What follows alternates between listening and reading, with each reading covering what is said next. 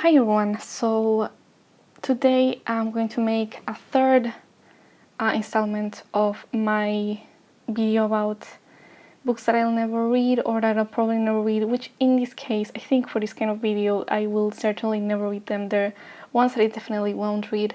And just like the last time, I feel like these picks are a little bit more of low-hanging fruit than in my first ever video about books that I'll probably never read. But truth is, there are a lot of different types of books that I read and talk about in this channel, of different kinds of genres, so I do think that there was or there had been some possibility for most of this book for most of these books that I'm going to mention. I think that there was at some point a possibility of, or maybe some degree of interest for me, and that I just kind of recently decided that I would really never read at all. The first one possibly being the most obvious or low-hanging fruit kind of pick, being After by Anna Todd. This is just really obvious. It's basically 50 Shades of YA, except that it's from the late 2010s. And, you know, I feel like even if I were to hate read it or rant review it, it's not trendy enough already at this point. There's the books already came out, obviously. The movies already came out and people have already had their say about them, and I feel like I don't really have that much to contribute to the conversation anyway. Second one is Nevernight by Jay Kristoff. I actually own Illuminate, which I talked about in my previous video, and that one is partly written by him. And I was, at some point a few years ago, I was really interested in reading some popular YA that maybe people consider to be better than the general YA, or, you know, be one of the better YA books. And I started reading it, Illuminate, a while ago, and I didn't really care that much. And not only have I seen a couple of reviews for this book, but I've also seen several paragraphs from this book that just don't give me a lot of hope in terms of the writing style. It seems to include a bunch of terrible metaphors and a lot of telling as opposed to showing. And maybe I'm too picky with writing style. I feel like that's also something that I place a lot of importance on. But I just don't feel hopeful for the book overall, especially, even also just the premise itself. It's about a girl who gets into a school of assassins to get revenge against the people who killed her parents. She's 16 as well. And apparently she's really, which for one, the premise already seems really like cliche to me. It can be done well, obviously. Anything can really be done well, I think. Does that not sound like it's supposed to be young adult, by the way? When apparently this is adult or new adult, or, you know, adult fantasy or something like that. But apparently it is supposed to be, you know, adult, even though she's 16. And it's very strange because apparently she's really sexualized throughout the story, even though she's a minor. Which is something that I've seen a lot of people talk about and criticize about the book. But just overall, the book doesn't seem to be like it's gonna be any sort of masterpiece to me, or really just anything that is worth reading in my opinion or for my taste. It also seems to have the same problem with that I mentioned about Throne of Glass in my previous video, where the main character is said to be like a badass and, you know, like a really, you know, some sort of like really badass type of character. But there's not really much beyond the aesthetics of the character to make them such. And apparently there's footnotes all over this book, which is really strange to me. I kind of understand it in House of Leaves, for example, because it's, you know, meant to be experimental and all these things, but footnotes in fiction I feel like are such a delicate thing, and footnotes in something like this just feel like they're going to be sort of like for world building, but for world building that wasn't properly, pieces of world building that weren't made into something that is relevant for the story. And also this author, Jay Kristoff, he's been in so much drama lately, it's not even funny. He apparently inserts himself in so much drama. I'm not sure if I'll ever read anything by him at all. Number 3 is Beautiful Disaster by Jamie McGuire, and I've read several reviews and excerpts from the book, and it all seems to point to the fact that the book is just a planned story with a Mary Sue who falls in love with a bad guy type of character who abuses her, but it's fine because he has a backstory and a tragic past or whatever. The positive reviews don't really make any convincing points, the ones that I've seen, and the negative reviews make very convincing points. So this just seems to be another 50 Shades type of book. except that from what I've seen, this is probably worse, and also arguably has a worse person behind it. There are screenshots of her, of Jamie Maguire, on Parler, which already says a lot, doesn't it? Supporting the US Capitol storming back in January. And that level of bullshit is just something that you would have to expect from someone who wrote the kinds of things that you will read if you read excerpts from Beautiful Disaster. And she apparently has also a history of attacking reviewers, which is such a pet peeve of mine when authors do that. Just authors themselves in general inserting themselves into reviewer spaces, especially negative reviews. It's just so annoying to me when authors do that, especially when they go, especially like things like going on Twitter and pointing at specific reviewers or reviews, which is clearly, I mean, it's not necessarily intended that way, but what that makes is their fan base, it makes their fan base attack that person in that review, and it's just really unfair for someone to do that, overall, any author to do that. So I actually didn't know until much more recently about this whole Lauren Hough thing, and I just wanted to add her entire repertoire or all of her books into this list. I might as well, because she just might as well. I felt it would be relevant, especially because I was talking about all these authors behaving badly. There's been so many videos of people talking about her entire Twitter fiasco, basically just really unprofessional and immature behavior of her on Twitter. In case you don't know, she went on Goodreads to look for reviews of her novel the day it was released. She screenshots 4-star reviews and complains about them and insults the people who wrote them. And the thing is, you're allowed to go on Goodreads and look at your negative reviews, or I guess, quote unquote negative reviews of your books, and you're allowed to feel angry about them, and that's fine, even though you kind of shouldn't do that for your own sake. But when you do find something that you're angry about, at least complain about that in private with your friends. Don't go on Twitter to insult and send people to harass them, basically. You know damn well, I think people with a following, they know damn well that when they do that, they are sending their fan base to harass people on Goodreads or whatever other platform. Even if you're not doing it intentionally, it's really dishonest to act like having a large following is not somehow exposing a specific reviewer to harassment or to being attacked for supposedly bullying an author. And I do think it's very unfortunate that people went on to rate her book 1 star just because of her entire thing, of her, just out of spite, even if they didn't read it. Which for one is kind of unfair. It's very unfair for that to happen, for people to do that. But it also sucks because it allows her to victimize herself further. And then when someone calls her out for doing all of this, she can just victimize herself. Someone tweeted her saying that, she should apologize for what she did, because she did start off attacking people for no reason. And she quote tweeted saying something like, "You shouldn't have worn that skirt," implying that the person calling her out is equivalent to victim blaming or rape victim, which is just the most embarrassing behavior that you can imagine. Just victimizing herself and acting like all of the criticism towards her is misogynistic. Everyone who tells her to rethink her behavior is told to eat shit, and it's just an entire mess. And I don't even think she's necessarily a bad person, because from her memoir, you know that she's been through a lot of stuff. And I think she just needs to rethink. She needs to work through her trauma, rethink herself and her behaviors, maybe take a break. And I feel bad for her as well. I mean, it's obviously, trauma is not an excuse for all the stuff that she did, but she tanked her own release because of her own behavior, and she could have fixed it at any point by apologizing and recognizing that she was wrong. But to this day, she still refuses to admit that she was wrong, and she's still acting like she was somehow defending herself from attacks, even though the people who she was supposedly defending herself from were just reviewers, and positive reviewers as well, people who said they liked the book and who said they had really enjoyed it.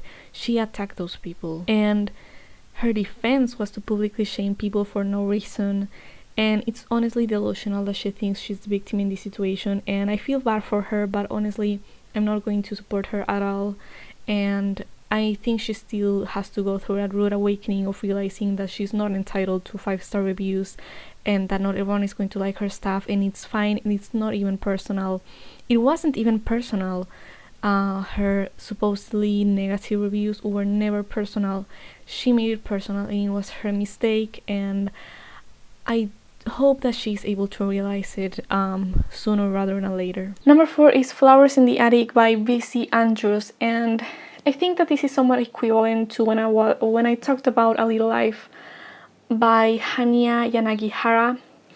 I just don't think that this book, from what I've seen, from what I know of it, it just doesn't seem that this book has anything to offer other than shock value. I'm never against the use of any specific topic in literature, including incest or rape or anything. You can write about whatever you want, but the way that it's used is what makes a big difference. And from what it seems, this sort of rape/incest thing that is happening in the story is somewhat portrayed as in a kind of positive way, or in a fine way, or in a way that somewhat victimizes the perpetrator or justifies the action itself. And even if that's not the case, it really seems that the book is just melodramatic misery porn. Again, like the way that I spoke about A Little Life in my previous video, in my first installation of this video, which maybe a lot of people don't agree. And I understand that if you read this book, especially being young, you were really impacted by it and it means a lot to you. And I also understand if you read A Little Life, even if it was more recently, a more recent release from what I know. I understand if you read that book and you were impacted by it and you felt that it was something that really spoke to you, but to me those kinds of books are just really manipulative, and I just don't want to read them in the first place. Number 5 is Outlander by Diana Gabaldon. So I'm someone who likes historical romance, or at least I'm interested in reading more of it, but this is one book that I've been avoiding for a long time. For one, apparently there's this potential cheating aspect in the novel that I just kind of side-eye overall when it comes to romance, because I just feel like I can't fully enjoy a romance that has that aspect going on it, because it's always really frustrating, because I don't want to root for a character that is cheating on someone else. It's just really, I don't want to do it, I just, even if there's some justification to it, I mean, it's really frustrating for me to read about that kind of thing. Like, just break up with that other person that you clearly don't even love that much. But don't even get me started with that. Secondly, the hero or the love interest apparently rapes the main character more than once, even apparently, and she's super turned on by it, and it's sort of portrayed as this really romantic and passionate and erotic thing. And yeah, I get historical accuracy, which even that is kind of questionable. I feel like that's often used as an excuse in historical fiction, to constantly have female characters being raped and calling it historical accuracy, or, well, it's just, women were always apparently raped in every single woman apparently was raped in the past, which that's another thing that bothers me about historical fiction, or not the fiction, but rather a lot of justifications of historical fiction and what it does. I think that it sometimes misunderstands history as a whole, because sometimes people see the past as this amalgamation of just completely a time where everything was exactly the same and everything was just like now but worse, even though there's been times in history where rape has been severely punished more than it is now. And it's not really, I don't think it's a valid excuse I don't think the whole past thing or history thing is a valid excuse to have female characters being constantly rape victims. So I just don't think that rape in historical fiction necessarily makes for a more realistic portrayal of the past.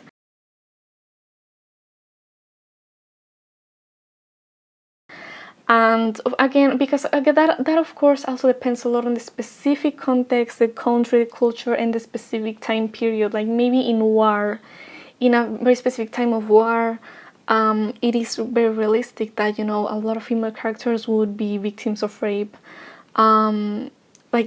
Say if it was set in China during World War II, the Japanese soldiers and all these things, it is likely that, if you were focusing on the story of a female character, she probably would have been raped at some point.